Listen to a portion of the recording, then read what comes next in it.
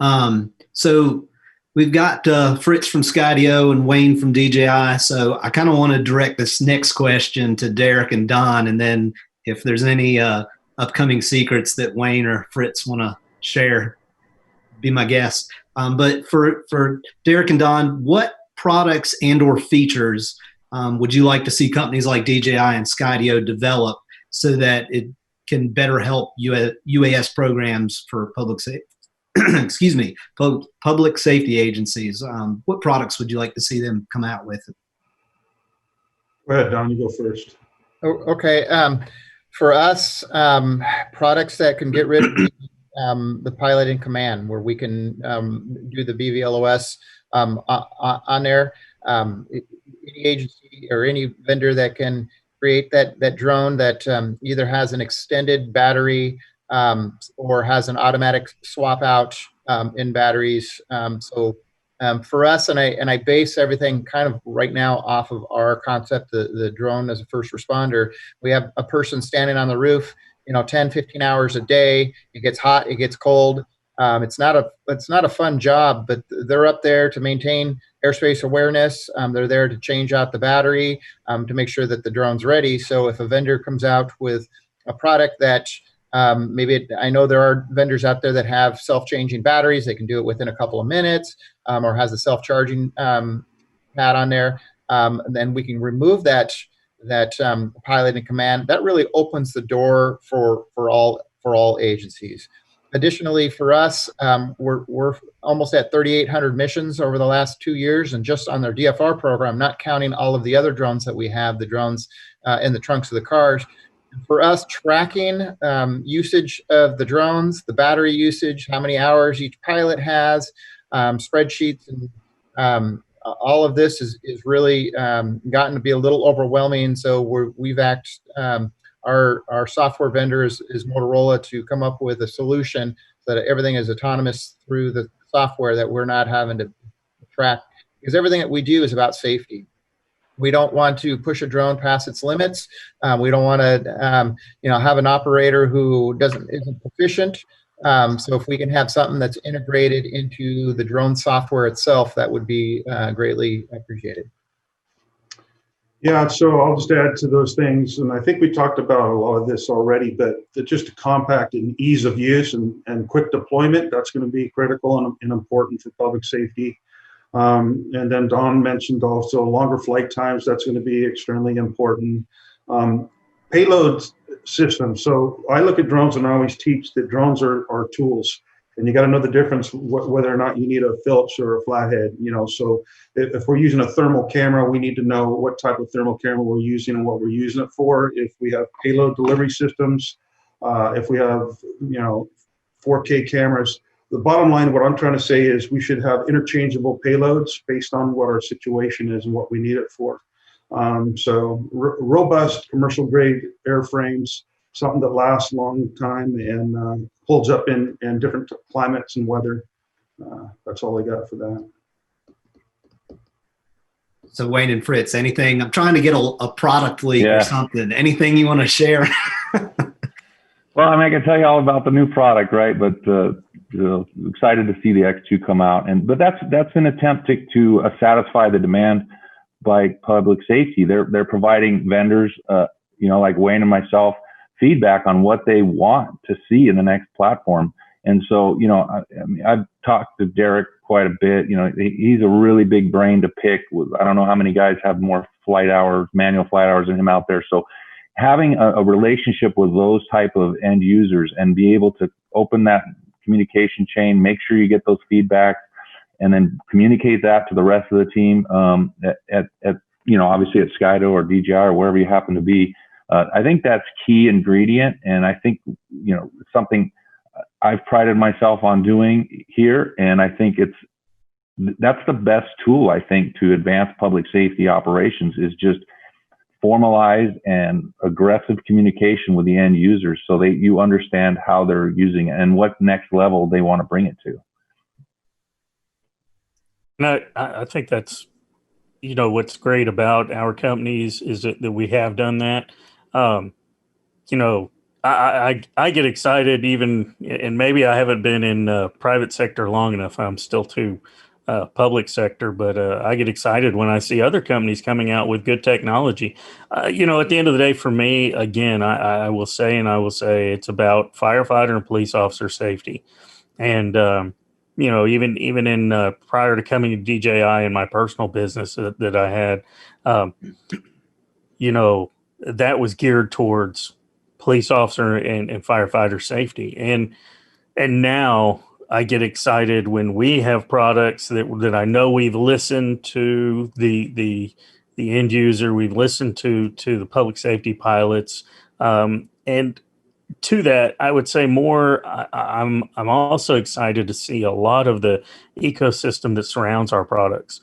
Um, and I like to see the innovation, like the payloads. You know, at DJI, I've been saying we make really good aircraft and really good sensors.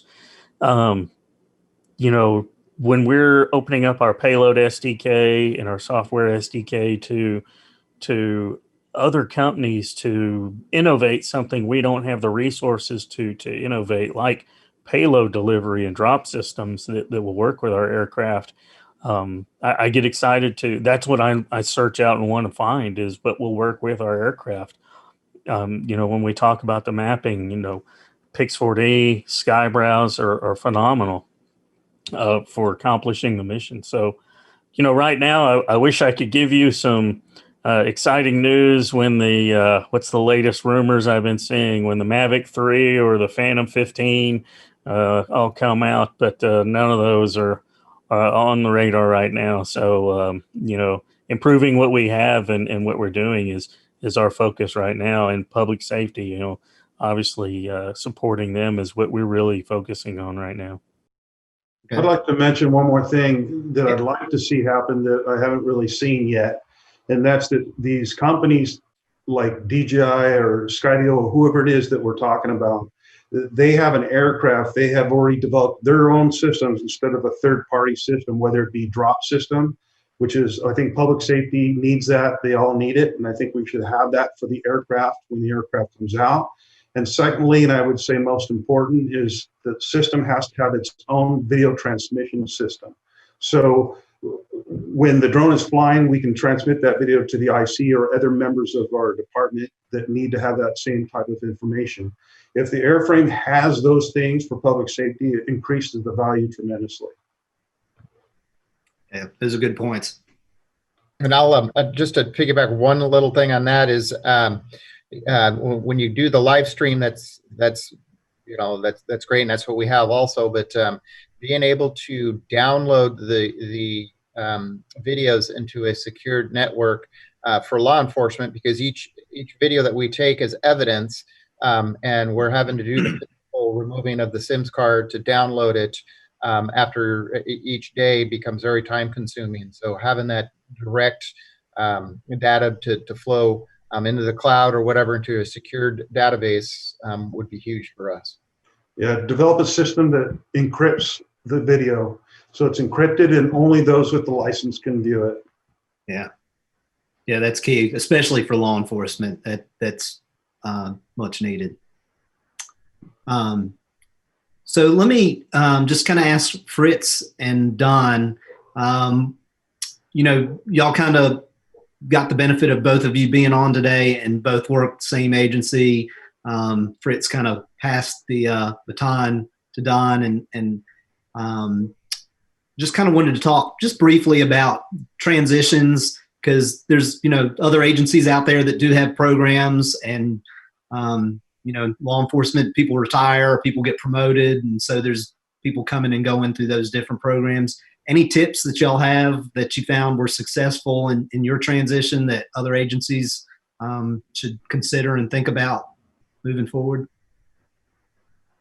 Well, Fritz took it, had it first, and then he handed it off to Captain Leventhal, who handed it off to me. So when I took over about a year and a half ago, I had zero knowledge based on UAS operations. Fortunately, having Fritz still engaged in it was a big part of it. But for us, everything is documented. We have an SOP. We have our policies. We're very transparent on everything that we do with our community and within our department. So, you know, it wasn't like I was walking into something that I didn't have any idea about. I may have not have known the minor details of it.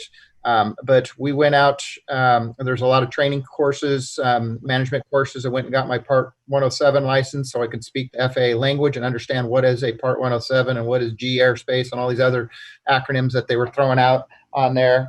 So having that ability, that knowledge base, to having everything documented, including training. We do monthly training. We do 10 hours of training per month for all of our UAS operators, and being able to attend and fly the drones and pick it up pretty quick. And then attending, obviously, different panels like this and conferences and everything. There's a lot of knowledge out there, and being able to be a part of it is really a joy for me. Fritz, do you have anything to add?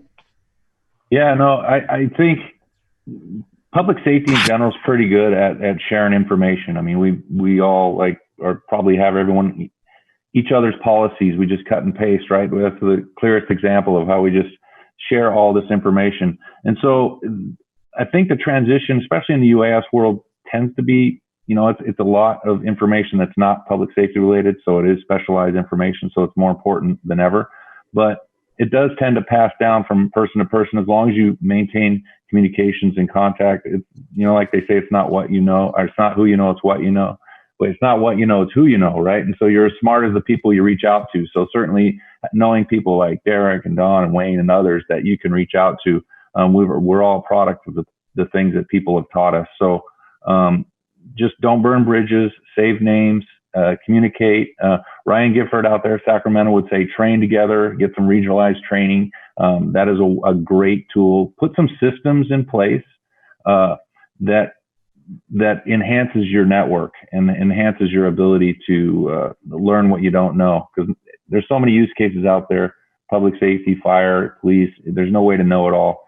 But so regionalized training is one great example of a way to set up a system that enables this and reinforces it. Okay, thanks. Brian, if I could jump in there real quick. Absolutely.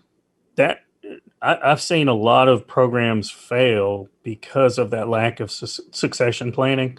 And again, I have to give, and I would probably say it started with Fritz there at Chula Vista, but that succession planning that has moved down through, you know, and Don, I think you just very recently got minted as a captain, correct? And I don't know whether to say congratulations or condolences, but I have to give Chula Vista, and again going back to Fritz, that pat on the back for their succession plan that they've had, because of especially with the complexity of an operation they have, going to have planned through that changeover.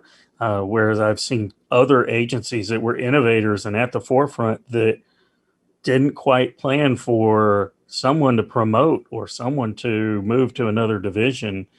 And now you're getting somebody in there that has not only doesn't know the technology or maybe have the understanding, they don't have that same passion because of that lack of understanding and vision.